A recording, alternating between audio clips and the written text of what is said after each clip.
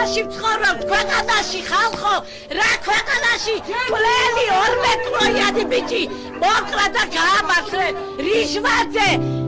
მერი შიგოვანი ეს რა ქვეყანაში ვცხოვრობ ამჯერად უკვე თქვენი არაფრის ამჯერად დარწმიდან 7 წუთში ლევან სირაბიძე სასტრაფოში კი არ ეკავს ურეკავს რიჩარდ სირაბიძეს მის ბიძაშვილს და ეუბნება ასე გავაკეთე ის ეუბნება პასუხად ჩაბარდე და ყველანაირად გეპატრონები და დღეს მოწმეები იყავით თქვენ ყველა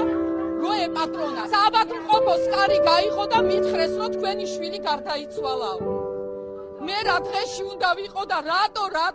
არც ერთ გარემოებაში არ დაინახა მოსამართლე ის რომ ნიკა არ იყო დამნაშავე დედებს შვილებს უკლავენ და პატრონი არ არის ხალხო ჟურნალისტებო თქვენ მაინც მოიმოქმედეთ რაღაცა 24 მეტრიანი ბიჭი ვიდეო ჩანაწერები არის როგორ გამოაცოლა სიცოცხლე